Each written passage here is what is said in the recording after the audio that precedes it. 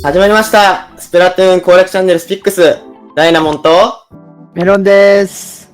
よろしくお願いします。お願いします。前回の52編に引き続き今日は、はい。この俺のモチぶきのね、ナモンさんのね。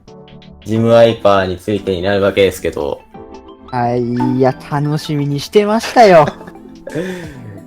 メロンの購入はやっぱ深かったから、いや俺は割となんかさ、感覚派で、結構実践でやってみて、ああ、ダメだったなみたいな行動を減らしていく感じだからさ、ちょっと薄っぺらくなんねえかなって心配ではある。いや、その積み重ねがね、失敗分の積み重ねが、どんどんあっての成功があるわけですから。そういえばさ、前回の購入の時にさ、聞き忘れたなと思ってさ、あ、はい。なんでしょメロンってさ、感度いくつなのそういえば。う。昔4.5だったんですけど、うんどっちも。今どっちも5.0ですね。あ、最大。どっちもマックスにはい。落ち着いてるんだ、今。はい。ナモンさんはどうなんですか？俺、どっちもマックスだったんだけど、はい。この前スプラトゥーン前にやりすぎて、はい。その時の感度が俺スプラ1ってプラス1だったの。ああ、そんな低かったんだ。そう、3に戻った時に、あ、動かせないってなって。それがプラス1と、でも試しでスティックプラス0、プラマイ0でやってみてね。どうですか、今は。まあ、割といいけど、まあ、スティック感度は、まあ、全然変えるかなって感じ。なんか高くても低くてもいいなとは思うんだけど。割とジャイロ感度の方は、まあいい感じだね。ジムはどっちでもいいんだけどさ、他の武器使うときにやりやすいなって感じ。なるほど、なるほど。で、まずは俺がなんでこのジムワイパーっていう武器を使い始めたのかっていうはい。なんで話をですか？させていただくんだけど、はい。これはね、この3の発売前までね、遡る必要があるんだよね。発売前なんだ。発売前なんだよ。まあ、スプラ3発売する前に、任天堂公式が、ツイッターのアカウントあるじゃん。X が。はい。ありますね。そこで、その先出ししたのよね、情報を。ジムワイパーっていう武器を出しますと。そこで書いてある内容がすごい俺好みだったの。どんな感じだったんですか？これはジムワイパー、やや重量感のあるワイパーで、回転する刀身からインクの刃を飛ばし、相手を投げ払うと。一振りが重いが、その分威力は大きく、ため切りでダメージを与えた相手に、横切りで追撃して素早く倒すことができる。自分の印を十文字に刻み込もう。ちょっと中二チックな文章なんだけど、もう一振りが重いがの部分でもう結構、ほう。そこからつまりダイナモってことかっていう。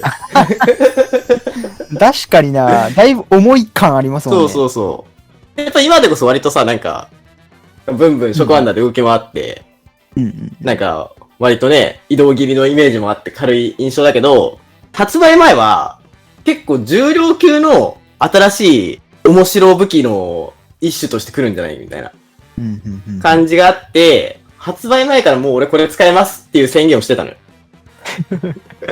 それがまずきっかけとしてあって使い始めたんだけど、で、まあ発売して、で、最初の頃でちょっと横振りがバグってて、当たり判定が小さかったの。小さかったってかまあなんか、横一文字じゃなくて、ちょっと V 字型になっちゃってて、ありましたね。そう、実際当てる時のエイムが、今よりも難しくなっちゃってたってのはあったんだけど、まあ、その状態でも使ってて、結構まあどうせ縦横で当てるんだったらそんなに変わんないなみたいな。まあ、横振りが今よりも明らかにパワーなかったんだけどさ。まあ、発売前の印象通り結構射程長くて威力高めで、まあ、別にためあるって言ってもそんなに自分の行動制限されるほどじゃないし、まあダイナモの割と横振りくらいの気分で連続で打てるから、割とここはしっくりくるなって感じで、この武器選んだね。まあスペシャルもね、その新スペシャルついてて楽しかったから。そうですね、食アンダーで。そう。食ワンも楽しかったし、まあ食ワンもね、強化入る前だからそこまで強くなかったんだけど。強化入る前ってどんな性能してましたっけ？1角が出ないのかなマックス90で。ああ、そっか。そうでしたね。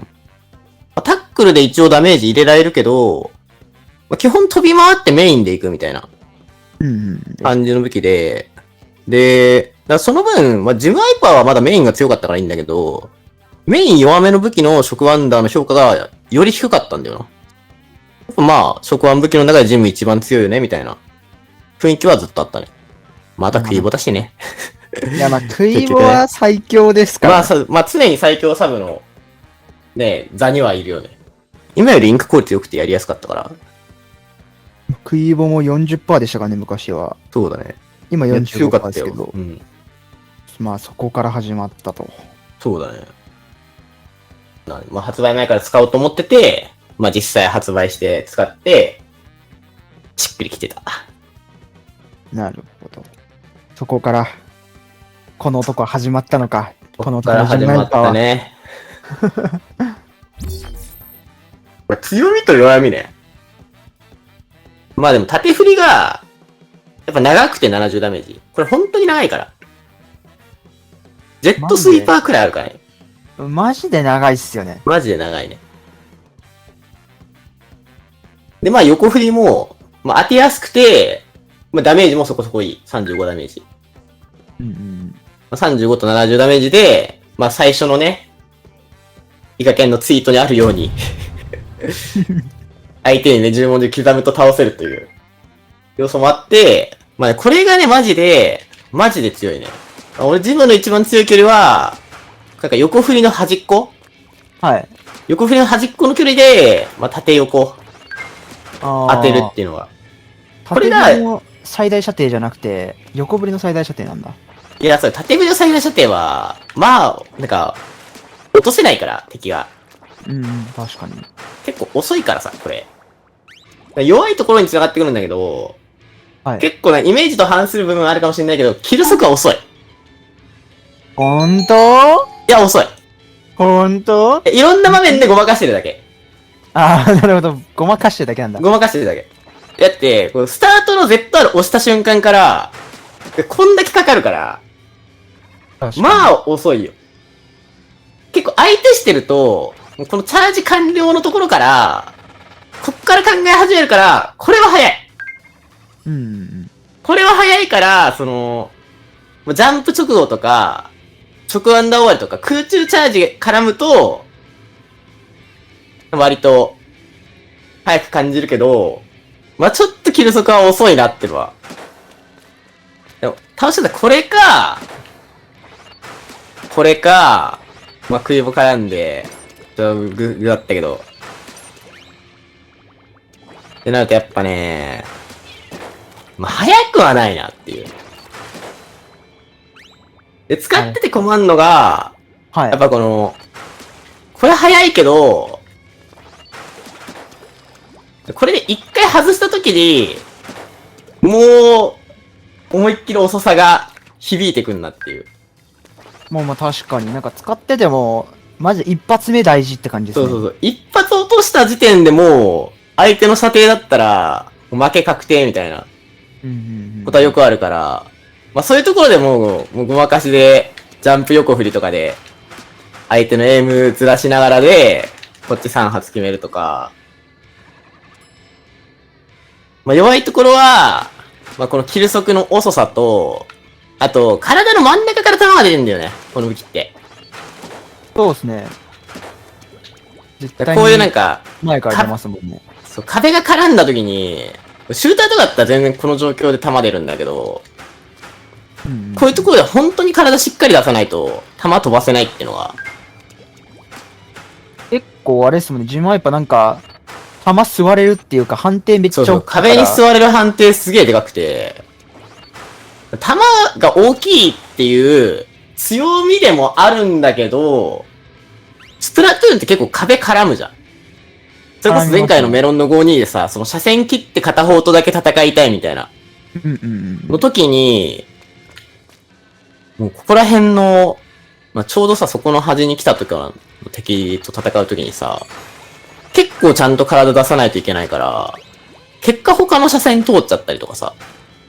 なんかあれっすよね、ジムワイパーって車線を切るとか通すっていうよりかは、射程を届かせるか届かせないかみたいな。そう、なんか、向かい合って、落とせたりとか、するシチュエーションとかは割といいんだけど、なんか下から上とかもでもさ、結構こういうのも拾えたりするから、うんうんうん。こう車線通ってたら、だいぶいいんだけど、相手の車線管理が、すごい厳しいと触れる機会がないんだよね。それこそメロンの5にと行くと、マジで、触れる機会が全然ないみたいな。ちょうど広いところを通る瞬間しか、ほぼ触れないから、本当に潰しづらくなっちゃうんだよな。でかつその正面を拒否られた途端に、拒否られたり、自分より正面の向き合い強い武器。ボトルとか、ラピエリとかペンとかそこら辺の、正面から勝てない武器来た時が、本当にきつい。なるほどな。もうなんか、その地形生かして勝つっていう選択肢が、すごい取りづらいから、これなんか、押せちゃって、相手の高台下取れたら、こういうところは強いんだけどさ。そうですね、はい。これはなんか、ジマイパーの、この数少ない体出さないでできる攻撃のパターンだから、うんうんうん。まあそういうところが強いんだけど、やっぱそのなんかリスクを負わないで落としていくっていう手段があんまないね。スペシャルも含めて。ジムワイパーが相手撃てたってことは、相手もこっちのこと撃てたなってなるから、強いんだけど、まあ、防御力はないなみたいな。まあ、強みでもあり、弱みでもある。ままあそうだね。弾でかい代わりに、本当に縦振りはね、まあ相手しててもまあでかいなって思う。やっぱ弾速遅いんだけど、まあ、割と当てやすいし。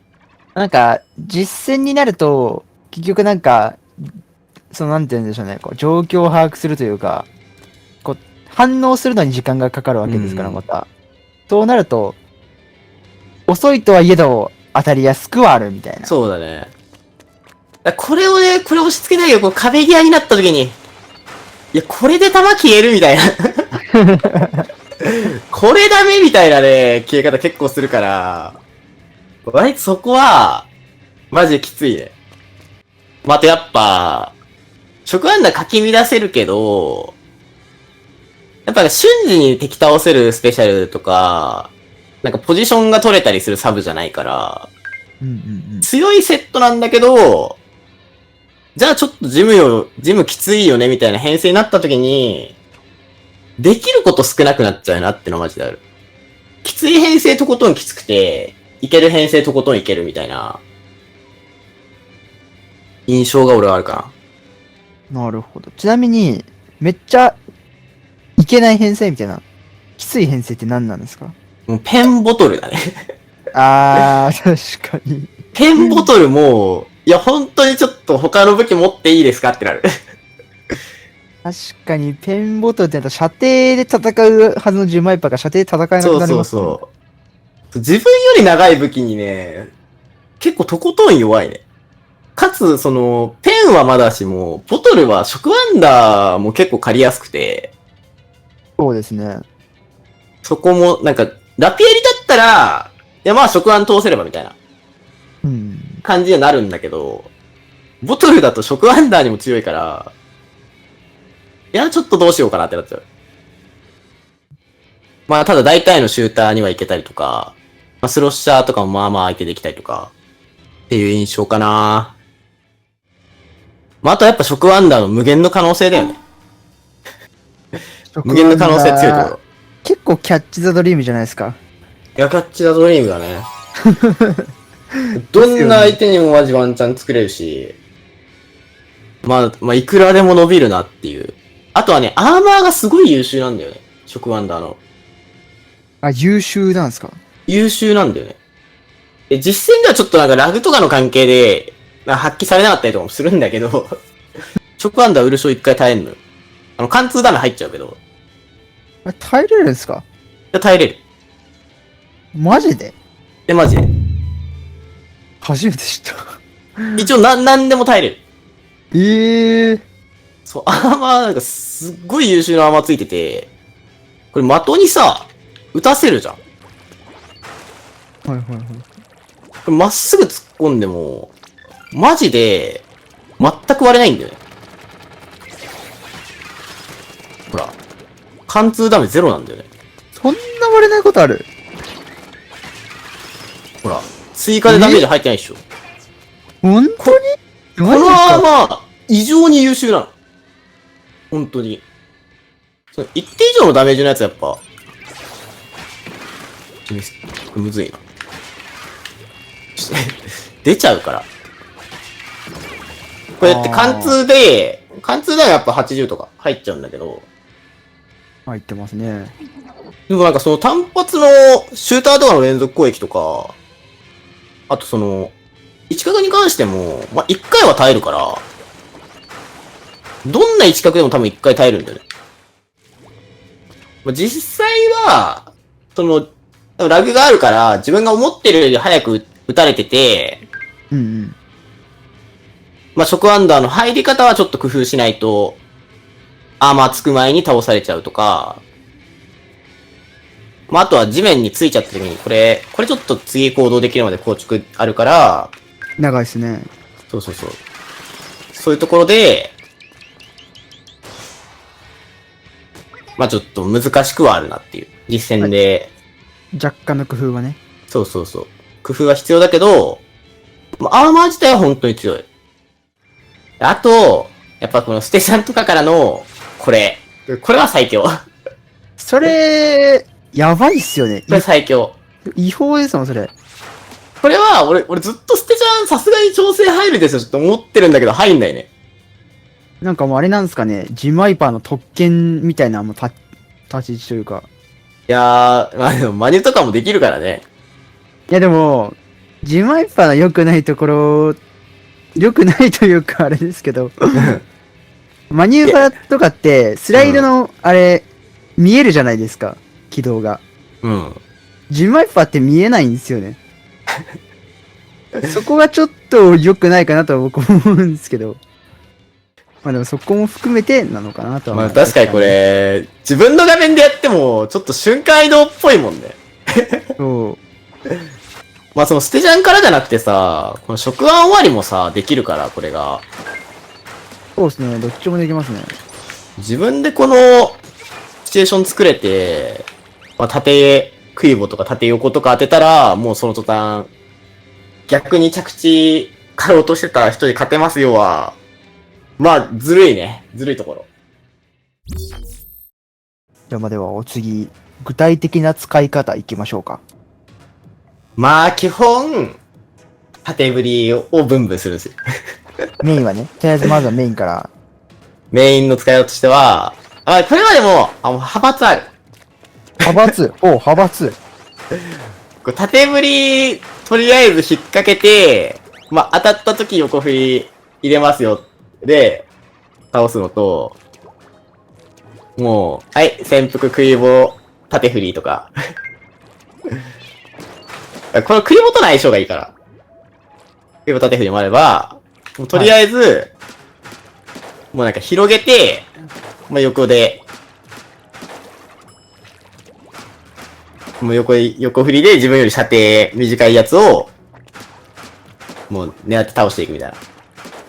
もうどんどん、もう射程が短いから自分よりキル速遅い武器を、横振り制圧していくっていうのもあるし。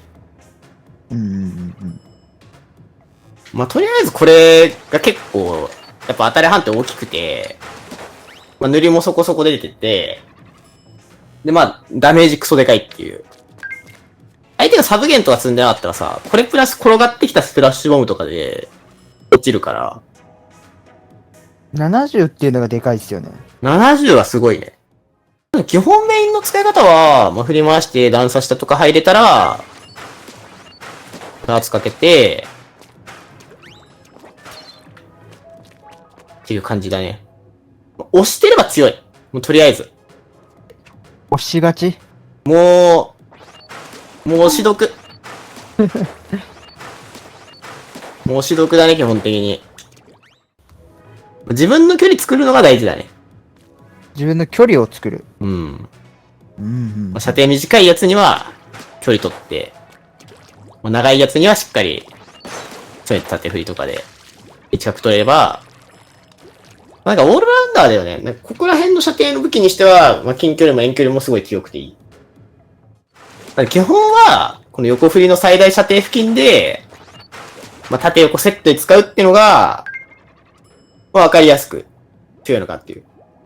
まあ、イカケンもね、10文字を刻めと言っていたので、発売前に。俺はそれを、それを俺は真に受けて、縦横でね、10文字をひたすら刻むっていう、立ち回りしています。俺が一番イカケン推奨の戦い方してる。これだから、ジマイパーは。やっぱね、いやーもうこのさ、いやもう縦の斬撃飛ばした後に横の斬撃で仕留めるの、これ、かっこよくない？かっこいいっすね。やってる時とか見てる側めっちゃかっこいいと思いますよ。いや、これもいいんだけどさ、うん。これもいいんだけど、やっぱり、こっちが。やっぱり十文字がね。十文字がかっこいい。いや、かっこいいなんすか？強さいや、かっこいい。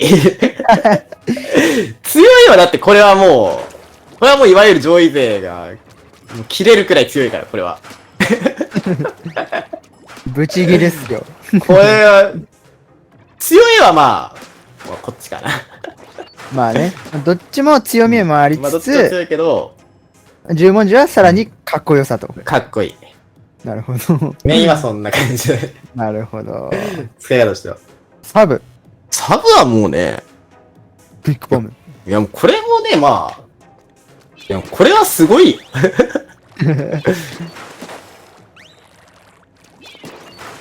基本的には、やっぱりメインと組み合わせて、こう食いぼめ、縦切りとか、メイン、まあそうだね縦切り食いぼとか、縦切り食い棒とか。横切り食いぼはしない。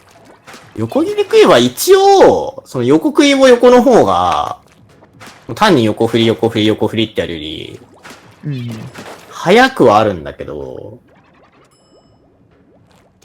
まあそんなに、まあ、インク使っちゃいますかね、だいぶ。そう、そんなに俺押さないかな。大きくリターンというか求めたりとかするんだったら、やっぱりため切りと食い棒を合わせるって感じ。まあそうだね、これは、もう所要時間が圧倒的に少ない。まああとはまあ普段これに割と頼ってると食アンダー中どうせないから、確かに。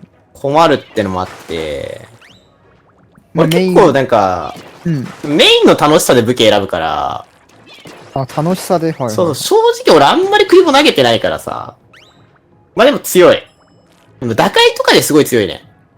なんか、急にパッとキル入れれますもんね。そうそうそう。自分が高台側にいる時とかはやっぱ、より届くからさ、食い棒が。今回の距離で縦を食い棒入ったりするから、これ横振りだとさ、届かないから、ここって。届かないですね。そうそう。あ、食い棒結構届くんですね。打開の時に特に、高台から打開スタートで、食い棒なら縦振りと組み合わせて倒せるみたいなので、一瞬でやっぱこれキル入って、で、正面にいる敵倒してるから、その縦振りで作った道でそのまま、まあ進んでいきたいとかで。相手のデスインクも含めて、そうそうそう。これで、もう、ここまで進めるから。こういう使い方はマジ強いね。片目も当然強いしね。縦振り飛ばしといて、食い棒で拾ってで。なんかあれなんですかね。距離詰めるときとかにも、牽制とかでも使うっすよね、多分。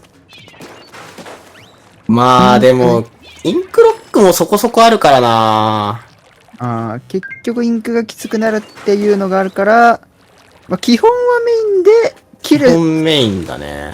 キルを狙うときにちょっと食い棒使ったりとかみたいな。まあでももっと食い棒だけ投げて牽制はね、確かにやってもいいかもね。特に食アンダーあるときとかはやってもいいかも。インクなくなってもさ、その後スペシャルで時間作れるから。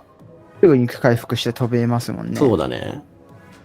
あんまやってなかったけど確かに、それはありだな。行きづらいしね。35入った時点でもう、縦振りビンビン飛んでるところに立てないから、それ確かやってなかったけど、あり。あり。あり。来たか。うん。新しい。ちょっと進んだ攻略が今。まあじゃあでは次、スペシャル。もうこれは無限の可能性。スペシャル食アンダもう無限です、これは。本当に無限なんだ。本当に無限。まだ強化入ったおかげで、まあ、一角が出るようになったっていうのは。一角でかいっすよね、食アンダー。これでかいね。しかもなんかね、でかいよね、これ。結構、うわーっていうのありますもんね。タックルがまずなんかでかい。し、まあ、爆風はとんでもなくでかいね。すごい。爆風のサイズすごい。まあ、当然自分が死ぬってリスクあるけど、割と雑に突っ込んでるだけでも強いね。スペシャルの使い方は。結構食アンダーで、まあ、敵の近くの壁、近くというかもうほぼ直目で、直ぐらいでね、そうだ壁とか張ね。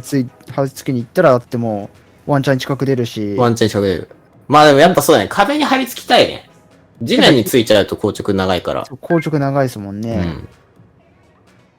ステージの縁とかの、うんほんとちょっとの段差の壁とかもなんかちゃんと壁として認識するから、そこうまいことエイムできたら、結構気持ちよくビビ飛び回れるっていう。だいぶ難しいですけどね。僕も使ってて思うんですけど。そうそうそう。あとやっぱその、食案終わりメインが強いから、途中でなんかステージ外落ちて戻ってくるとかも、マジで強いんだよね。なんか遠く行ったから見んのやめようで、戻ってきて食い込むみたいな。ああ、なるほど。使い方も強いし、まあ、あとは単純にね、前飛んで、ヘイト稼ぐだけでもね、ヤグラとかホコとか、みたいな、前に進みたいルールの時にこっちが狙われたらさ、安全にヤグラが進めたりとか、ホコを進んでくれたりとかあるから。あとやっぱその、自陣でさ、スペシャル貯めて打開しようとしてる人倒したりとかね、向かってって。まあ、例えばですけど、打開相手がしようとしてきてる時のなんかペンとか。そうそうそう。やっぱ他の武器が向き合ってて、さらにその後ろでスペシャル貯めてるみたいな状況のその一番後ろから触れるってのがすごいね、食ワンダーは。なるほどな。そうそうそう。で、状況的な使うタイミングっていうのは、そういう相手がスペシャル貯めてる時とかです、まあ、そうだね。そう、ただ難しいのが、それで自分がやられて起点になっちゃう可能性があるっていう。別にスペシャルなしで打開食らうってのが、割とね。これは結構世界大会ジム割と出てたからさ、ガチルールでさ、世界大会でも、やっぱジムハイパー触腕突っ込んでそこがやられて、相手打開成功みたいな、パターンもやっぱ作っちゃうんだよね。逆にね。そう。一人で奥を狙いに行くっていう動きだから、リターンもでかいんだけどさ、それだけで相手の打開遅れるし、ただリスクも超でかいっていう。マジでハイリスクハイリターン。ハイリスクハイリターン。モロハの剣。そう。まあ、使い始めは、ちゃんと生きて帰ってこようねっていう。特に固めの食ワンダーは。エリアだとマジでそうだな。その武器が生きるステージやルール、その理由、いきましょうか。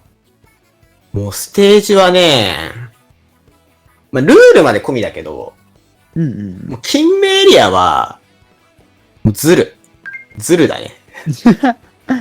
もう最強。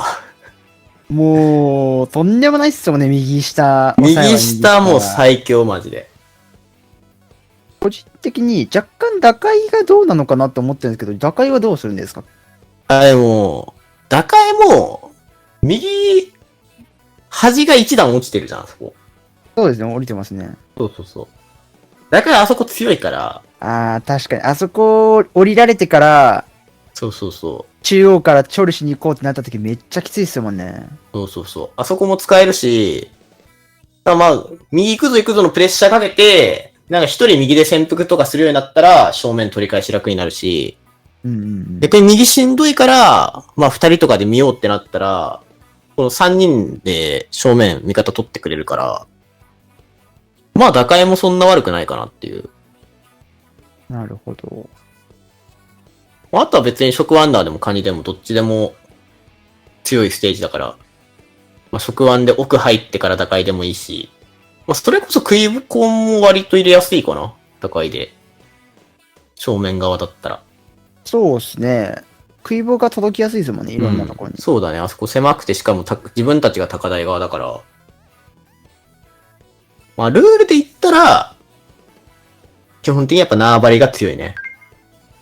縄張りは、ねえ、もうね、甲子園見てたらね、わかる通り。あんだけいるから。ねえ、もう、チーム数的にもすごいし、うん。使えるステージみたいな部分でもね、すごい幅広いですもんね。そうだね。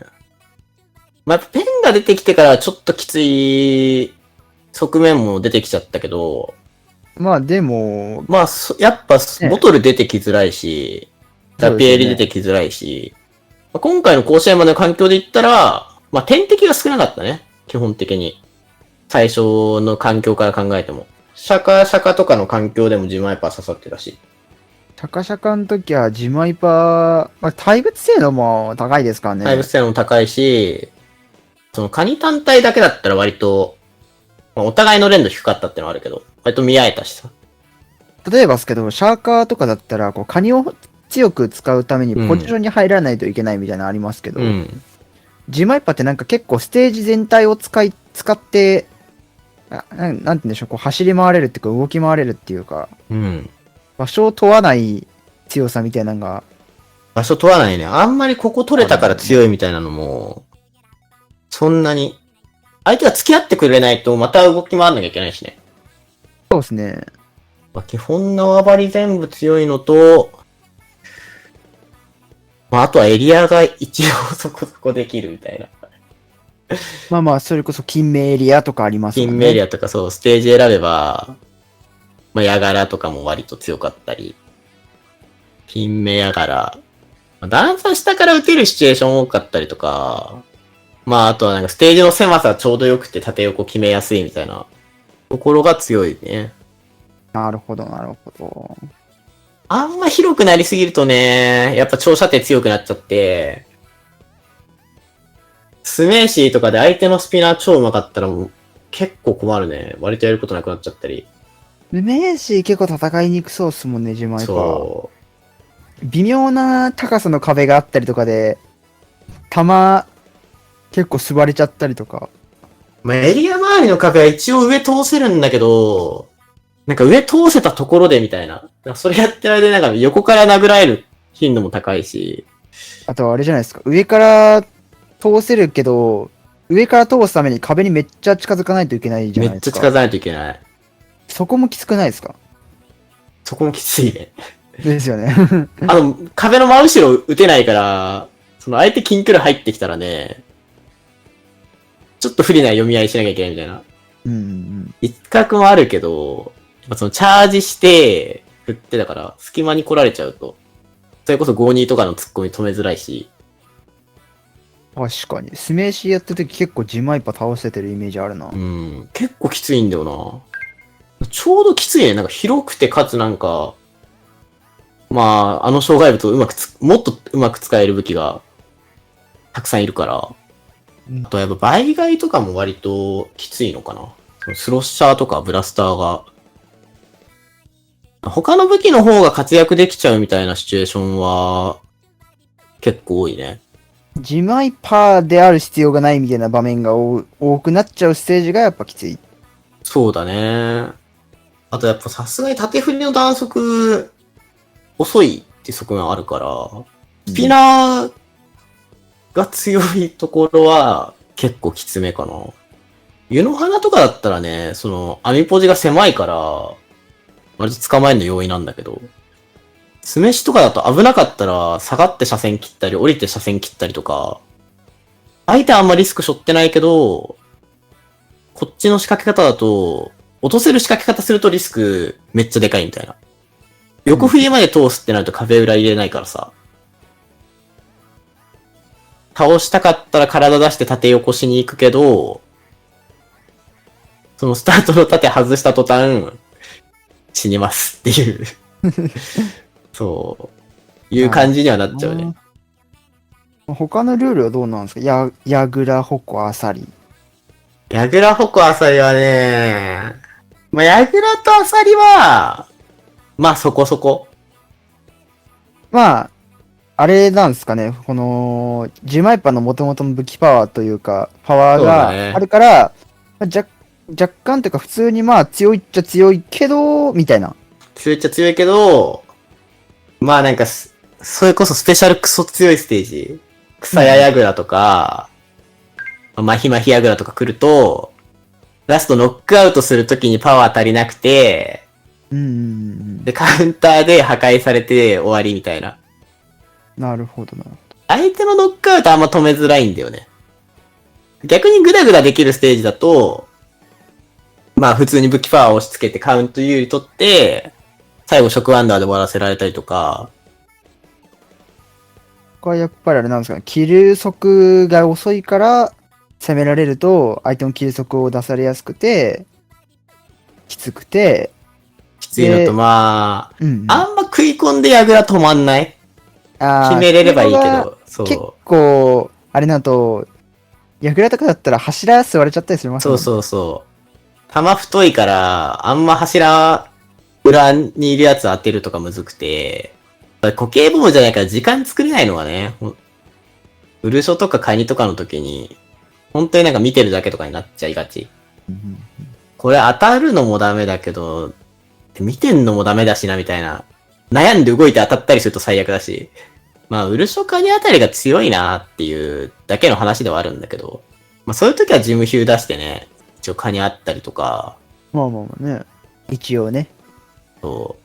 やっぱキル速遅いとかもね、ちょこちょこ響いてくるね。矛の、なんか関門置く瞬間落とすとかも、やっぱ縦振り、縦横とかでさ、微妙に時間使うから、しかもなんか爆風とかじゃないからさ、矛が出てきてからしか当てれないとかで、落とせるけど突破は入っちゃうみたいなことが多いんだよね。矛持ち倒したけど突破入っちゃって、でもそれって別になんか、あんま倒せなかったのと変わんないじゃん。そうですね。そういうところの積み重ねで、こっちは突破できなくて負けちゃうみたいな。枠が中射程だからさ、まあ、ロングとかスロッシャーとかが来るんだけど、相手は矛止めんの上手くてとか、矢倉止めんの上手くて、そこを崩さなきゃいけないけど、まあ距離取られてると落とせないし、みたいなのが。なるほど、なるほど。ジムイパーがしっかり活躍できるのがエリアと縄張り。特に縄張り。みたいな。まあそうだね。そんな感じで、持ち武器の小合唱理論編、俺をね、ジムワイパーちょっとやってったけど。いやー、めっちゃいろいろ聞けましたね。いや、大丈夫52の手に変えて、薄いかなっていう気がしちゃうんだけどな。いやいや、なんか、こう、ナモンさんのこの、ジムワイパーの強い理由だったりとか、なぜその武器を選んだのかとか、まあそういう。きっかけがね、なんかその、まあ強かったからとかで始まってないから。発売前に決めちゃってるからさ、もう中京。10文字で決めたもんね。そうそう、10文字で決めてるから。ここ強いと思って使い出したんじゃないからね。やっぱ、使ってて強いって感じた部分だね。本当にもういろんな強いところ、弱いところ分かって、いや、僕もね、またちょっとジムワイパー、結構アンチ寄りなんですけど、僕。あ、そうなのでもなんか自分でもさ、ちょっと触ってたりしなかった使うの楽しいけど、相手にするの嫌っていうタイプで。いや、それがね、多分自分使いもね、みんなあ、そうだ。自分使えばそう。自分使いもそうだと思う。そうなんです。本当これから、私もうちょっとね、対策とかして、ジムワイパーにね、こう、勝てるように。困ってる困ってんの困ってますよ。そうなのジムワイパーのね、その、強いってさ、この縦切りと横切りの10文字とか、縦切りが、距離長すぎて近く。あー、長いね。スーパージャンプとか触腕終わりとかで、飛んできたやつ倒そうと思ったら逆に近く取られるみたいな。あるね。そう。あれなんで結構苦しくはなってるんですけど、まあ、そこら辺もね、この弱みとかも話してくれたんで、こういうところはね、しっかり活かして、逆に活かしてね、こう、ジマイパ使いの人は、こう強いところっていうのね、すごく見ると思うんですけど、ジマイパじゃない人はやっぱり弱いところもね、見て、ジマイパの弱点はここだっていうのがね、やっぱ言ってくれてるんで。まあ、体を出さなきゃいけないからね。そう。ジャン体を出させなけれは、ばいいじゃんとかね。まあジャンプはマジで、もう無視でも最悪。最悪ね。最悪マジで、なんか囲む方が楽だから、うん、確かに。そう、カモンを押しといて、自分は距離取ってるみたいな。うん。こっちにスライドしてきたらちょうどメイン打てるくらいの距離とかでも、全然、潜伏で待ってる方がやっぱ体見えると一角狙えるから、うんうんうん。一回縦振り出させてからスタートで、やっぱりシューターとかだとね、着地枯れないからさ、あれ。枯れないですね。そう、ボムで見れれば一番理想なんだけど。リスクなく、ちゃんと倒せるから。スプラッシュボムとか9番で見れたら一番いい。5-2はまあ、事前にシールド置く余裕があれば。見やすいですね、ジャンプは。うん。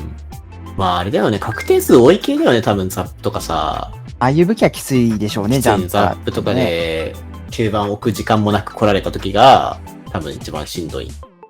まあ、ということでね、次回かな、実践編。次回ですね。やっていこうと思います。